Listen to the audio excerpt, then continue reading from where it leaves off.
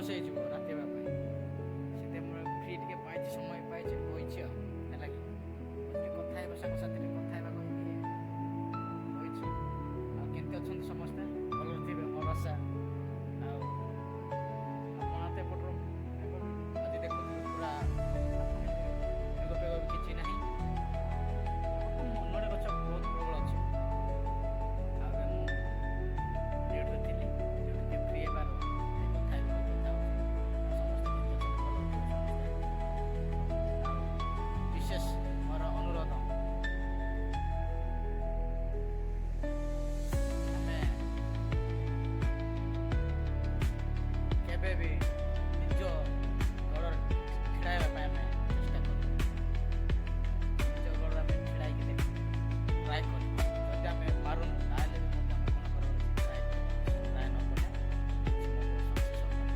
ଆମେ ଯେମିତି ହେଲେ ପୁରା ଦେହରେ ବଳ ଅଛି, ଟ୍ରାଏ କରିବା ତାହେଲେ କିଛି ହେବନି। ସେଥିପାଇଁ ଆମେ ନିଜେ ଗୋଡ଼ ଆମେ ନିଜେ ଟ୍ରାଏ କରିବାକୁ ଚେଷ୍ଟା କରୁ। ମୁଁ ଆଉ କ'ଣ କହିବି?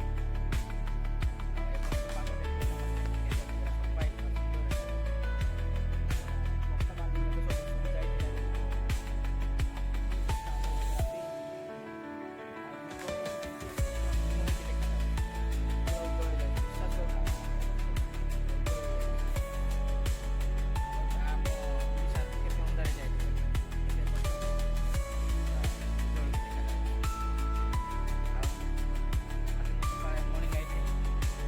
ମଣିକୁ ମୋର 6ଟାରେ ଯିବାର ଥିଲା, 6ଟାରେ ଯାଇନାହିଁ। ଆଜି ଗ୍ୟାସ୍ ଲୋକ ପ୍ରବଳ ଆସିବାର ଅଛି। ଆଉ ସେମାନଙ୍କୁ ଆଜି ସେମାନେ ଆସିଲେ ରୁମ୍ ରଖିବାକୁ ପଡ଼ିବ। ଆଉ ରୁମ୍ ସର୍ଭିସିଂ ଆଉ କେହି ବି ନାହାନ୍ତି। ଆଉ ସମସ୍ତେ ଯେଉଁ ଭାଇ ରୁମ୍ ସର୍ଭିସିଂ କରୁଥିଲେ ସେ ଭାଇ ନାହାନ୍ତି, ଯାଇଛନ୍ତି। ସେଥିପାଇଁ ଆଜି ମୋତେ ଦାୟିତ୍ୱ ଦେଇଛନ୍ତି, ମୁଁ ଆଜି ଅଛି।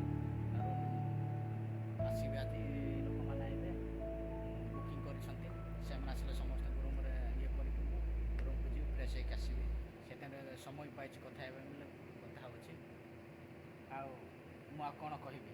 ଆଜି ତ ବହୁତ ପ୍ରଭୁଙ୍କର ଆଜି ଆଶୀର୍ବାଦ ଆଉ ପ୍ରଭୁଙ୍କର ଗୋଟେ ଅନୁଗ୍ରହ ଆଜି, ଆଉ ସୁନ୍ଦର ଦିନ ମଧ୍ୟ ଆଜି ସଣ୍ଡେ ଦିନ ଦେଇଛନ୍ତି। ଆଉ ଏ ସଣ୍ଡେ ଦିନରେ ଆଉ ଆମେ ତ ଚର୍ଚ୍ଚ ବି ମଧ୍ୟ ଯାଇପାରୁନୁ, କାହିଁକିନା ଆଉ କାମରେ ମାତିବାକୁ ପଡ଼ୁଛି, କାମରେ ରହିବାକୁ ପଡ଼ୁଛି। ଆଉ କାମ ସଣ୍ଡେ ହେଉ କି ମଣ୍ଡେ ହେଉ, ଟ୍ୟୁଜଡ଼େ, ଯେକୌଣସି ଦିନ ହେଉ, କିନ୍ତୁ ଆମକୁ ଛୁଟି ଦେଉନାହାନ୍ତି ବୋଲି କ'ଣ କରିବା? ଆମେ ପରିଶ୍ରମ କରିବା ପାଇଁ ଆସିଛୁ।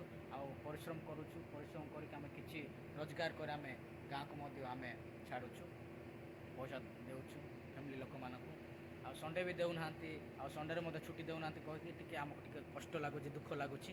ହେଲେ ବି କ'ଣ କରିବା? ଆଉ ଦୁଃଖରେ ମଧ୍ୟ ପରିଶ୍ରମ ନ କଲେ ହେଉନାହିଁ। ଆଉ ସଣ୍ଡେ ଦିନ କହିକି ଆମେ ପଇସା ପାଇଁ ବୋଲେ ଆମେ ପ୍ରଭୁଙ୍କୁ ବୁଲିବାକୁ ପଡ଼ୁଛି। ଆଉ ପ୍ରଭୁଙ୍କୁ ଆମେ କ୍ଷମା ମାଗିବାର ଅଛି।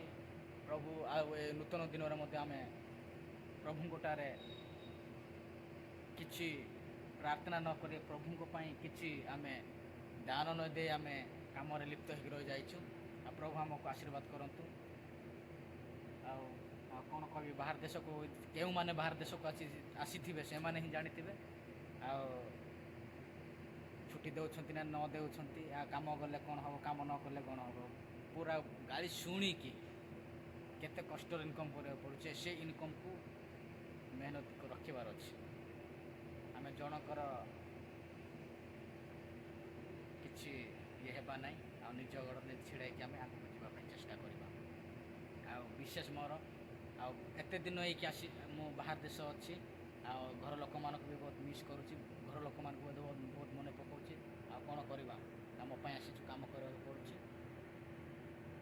ଏମିତି ଚାଲିଛି, ଚାଲୁ ଶସ୍ତା। ଆଉ କିଛି ଦିନ ରହିବା, ତାପରେ ଆମେ ଘରକୁ ଯିବା। ସତ କି ନାହିଁ?